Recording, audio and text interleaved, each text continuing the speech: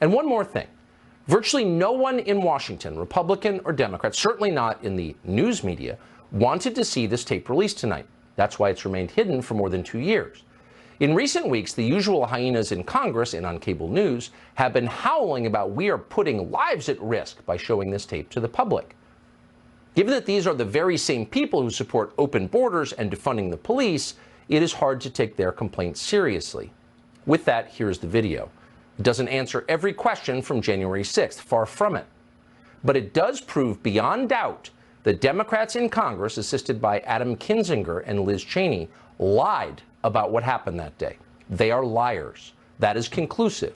And that fact should prevent them from ever being taken seriously again. We're going to begin tonight with footage that shows you what was actually happening inside the Capitol. The footage does not show an insurrection or a riot in progress. Instead, it shows police escorting protesters through the building, including the now infamous QAnon Shaman. Watch. These are the pictures you've seen of January 6th. They're familiar because they've been playing on a loop on every media outlet in America for the last 2 years. There's a reason for that. But it turns out there's quite a bit of video you haven't seen. And that video tells a very different story about what happened on January 6th. More than 40,000 hours of surveillance footage from in and around the Capitol have been withheld from the public. And once you see the video, you'll understand why. Taken as a whole, the video record does not support the claim that January 6th was an insurrection. In fact, it demolishes that claim. And that's exactly why the Democratic Party and its allies in the media prevented you from seeing it. By controlling the images you were allowed to view from January 6th, they controlled how the public understood that day. They could lie about what happened, and you would never know the difference. Those lies had a purpose. They created a pretext for a federal crackdown on opponents of the Uniparty in Washington. Our office wanted to ensure that there was shock and awe, that we could charge as many people as possible. The first thing you notice from viewing the full video record of January 6th is just how many people entered the Capitol building that day. Hundreds and hundreds of people, possibly thousands, over the course of about 2 hours. The crowd was enormous. A small percentage of them were hooligans. They committed vandalism. You've seen their pictures again and again. But the overwhelming majority weren't. They were peaceful. They were orderly and meek. These were not insurrectionists. They were sightseers.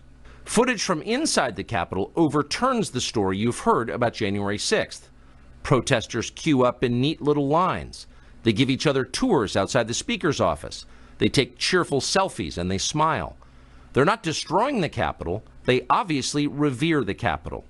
Here's the man you've heard referred to as the QAnon Shaman outside the Senate chamber. These are not rioters. These are people who wandered over from a political rally. We will not let them silence your voices. After the rally, they walked down Pennsylvania Avenue, where organizers had secured a federal permit to hold a legal rally on the grounds of the Capitol. I know that everyone here will soon be marching over to the Capitol building to peacefully and patriotically make your voices heard. Once at the Capitol building, things began to get chaotic. Capitol police officers fired tear gas into the crowd. A few at the front of the herd broke windows. Someone opened the doors, and many hundreds of others just walked in. They're going to make that the story. Of course, they did make it the story. And at the center of it, the single most famous person arrested that day was a Navy veteran from Arizona called Jacob Chansley, often referred to as the QAnon Shaman. The so-called QAnon Shaman. QAnon Shaman. Someone named Q Shaman. Jacob Chansley became the face of January 6th, a dangerous conspiracy theorist dressed in outlandish costume who led the violent insurrection to overthrow American democracy. For these crimes, Chansley was sentenced to nearly 4 years in prison, far more time than many violent criminals now receive. What did Jacob Chansley do to receive this punishment? To this day, there is dispute over how Chansley got into the Capitol building. But according to our review of the internal surveillance video, it is very clear what happened once he got inside. Virtually every moment of his time inside the Capitol was caught on tape. The tapes show that Capitol Police never stopped Jacob Chansley. They helped him. They acted as his tour guides. Here's video of Chansley in the Senate chamber. Capitol Police officers take him to multiple entrances and even try to open locked doors for him. We counted at least 9 officers who were within touching distance of unarmed Jacob Chansley. Not one of them even tried to slow him down. Chansley understood that Capitol Police were his allies. Video shows him giving thanks for them in a prayer on the floor of the Senate. Watch. Thank you, Heavenly Father, for giving the inspiration needed to these police officers to allow us in this building. Contrast the reality of what Jacob Chansley did in the Capitol building on January 6th, the indisputable facts recorded on video, some of which has never before been seen, with the depiction of Jacob Chansley that you've seen in the media for more than 2 years. He's a terrorist, they said. He should be killed. Shoot him. Shoot him. Like, you burst into the United States, if he was dressed like bin Laden, would you have shot him? Shoot him. Shoot him. It makes you wonder, who are the violent extremists here? Not Jacob Chansley, and the video proves that. But you would never have known from the media coverage. The people sitting in the chairs need to be sitting in a jail cell. Chansley is in a jail cell. He's been there for months.